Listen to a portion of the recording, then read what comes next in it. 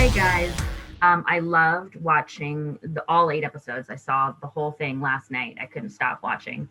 You guys did a great job putting that together, and I was wondering how the documentary first came about, like what choices had to be made and what discussions were had with Nat Geo. So, we've thought for a long time about trying to find a way to talk about what happens behind the scenes at Animal Kingdom, and never really quite been able to get something off the ground that said what we wanted to say until we had this opportunity to work with Nat Geo. And part of it had to do with the level of access, the level of intimacy, the level with which we could get into the system to be able to. So it isn't just a story about activity. It really is an emotional story about caring, not just care. And it just took a while to get to the point where we could make it clear this isn't just about actions.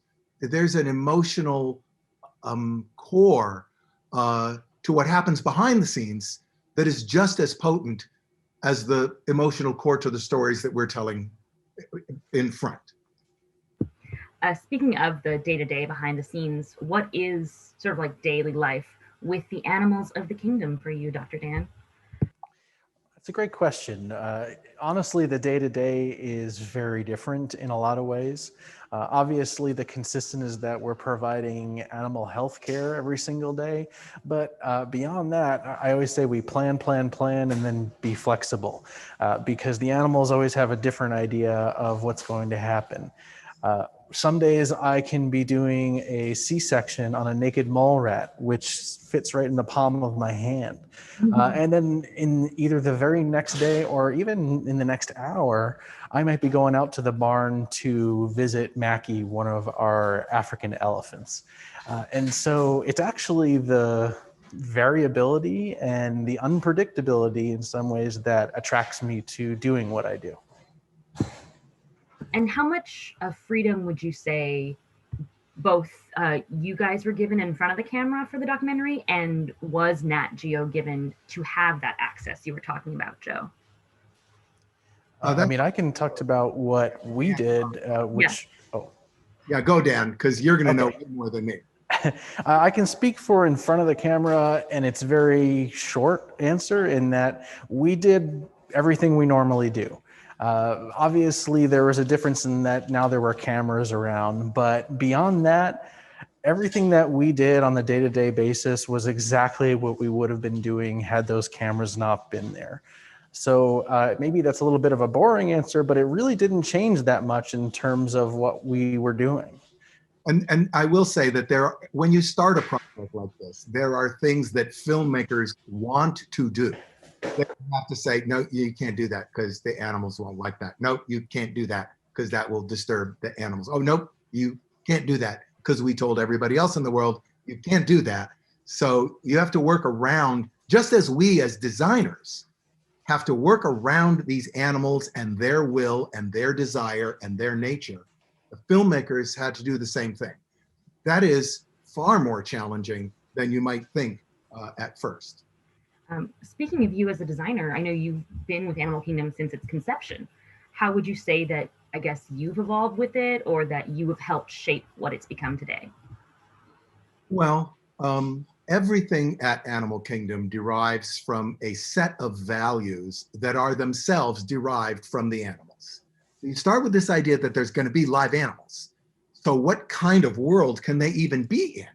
And that led us to a set of values. And those values are the intrinsic, unchangeable, untradeable value of nature itself. You cannot violate this value because the animals are only going to behave naturally.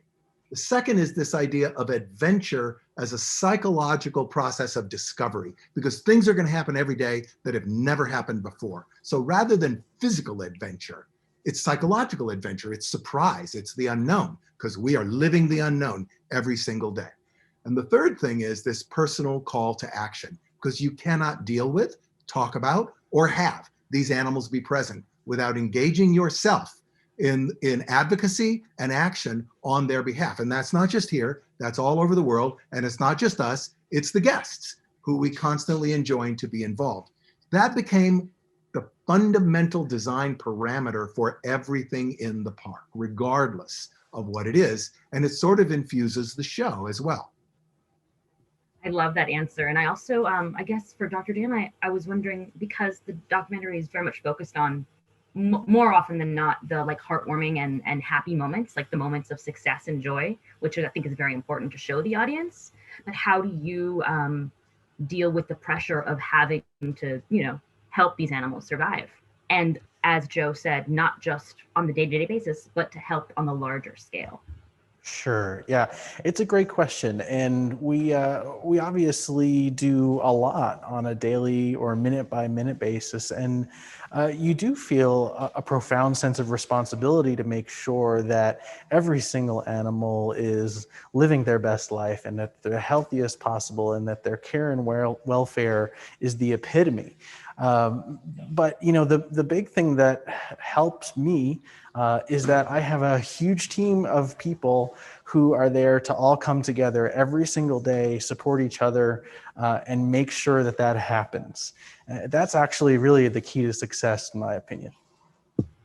And then if you guys had to spend one day with just one animal or one like little set of animals hanging out, who would it be and what would you guys do? Dan, you go first. Well, I'd be remiss if I didn't mention Willie, who is standing next to me here. He'd be really sad. Willie is one of our aardvarks that lives over in Conservation Station, just next door to where our hospital is located. And as you can see, he's an extremely handsome individual who I can't help but smile when I look at him. There are plenty of animals I could say this about, but I could just watch them all day. It's so interesting to watch what they do as they interact with each other and with the people that are taking care of them. And I love rhinos, and I just love them. But I think if I had to spend all day, I would probably spend all day with the gorillas because more things would happen. Rhinos kind of graze, sit down, get up, graze over there. Gorillas have a super dynamic, really active social life. So, and they are one of my favorite animals. So I think I'd have to pick the gorillas. Well, thank you both so much. I really enjoyed the documentary and I can't wait for everyone to get a little closer look at the animal kingdom. Great, thank you. Thank you. Bye.